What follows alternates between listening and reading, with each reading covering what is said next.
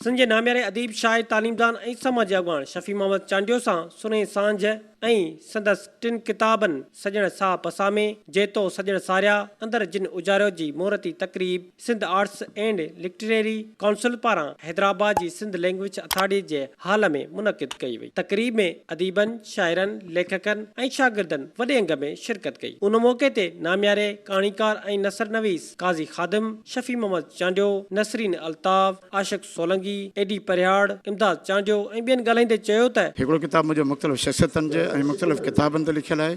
ऐं ॿियो मुंहिंजो सियासी तक़रीरूं, समाजी तक़रीरूं, सियासी अदबी रिपोर्टूं उन में शामिल आहिनि ऐं टियों किताबु आहे सिंध जे तक़रीबन 60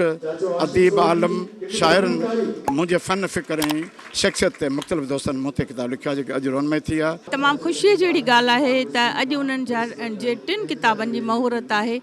ऐं इहो मां सम्झां थी त असांजे लाइ हिकिड़ी वॾी ख़ुशाइंद ॻाल्हि आहे त हिक ई वक़्त में हिकिड़ो राइटर जेको आहे उहो नसर बि ॾिए थो, नज़म बि ॾिए थो, हर सिन्फ़ में लिखे थो ऐं वरी उहे किताब बि असांखे ॾिए थो। दोस्तनि ते ख़ाका लिखिया आहिनि, उन्हनि जो किताबु आहे सजण साह पसाह में, या हुन ते दोस्तनि जेको लिखियो आहे उहो बि हुननि मवाद गॾु करे ऐं उहो बि लिखियो आहे। ऐं सम्झां थो त हुन जे कम खे साराए सघिजे थो। अॼु उन ई सिलसिले जी कड़ी आहे त दोस्तनि हुनखे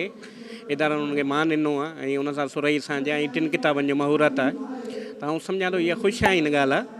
छो जो अहिड़ियूं शयूं जेके आहिनि इंसानी ज़िंदगी में ज़रूरी आहिनि। हू रुगो अदीब ऐं शाइर कोन्हे को, अॼु त हुन जे शाइरीअ जी पधिराई आहे, पर हिन जूं जेके ख़ूबियूं आहिनि इहे सम्झ त इंड लठी आहे, जीअं रंग हूंदा आहिनि, हिकिड़े किरणे मां हज़ार रंग पैदा थींदा आहिनि, तीअं शफ़ी साहब जी शख़्सियत आहे। हिकु तरफ़ हू बहितरीनु तालीमदान, निसाब खे ठाहींदड़, उन खां पोइ बहितरीनु शाइर बि उहो जेको लफ़ाज़ी न पर क़ौम जी रहनुमाई कंदड़, क़ौम खे घस ॾींदड़। वरी जेकॾहिं असां ईंदासीं त बहितरीनु मज़मून निगार आहे, उन तमामु सुठा मज़मून वक़्ताइता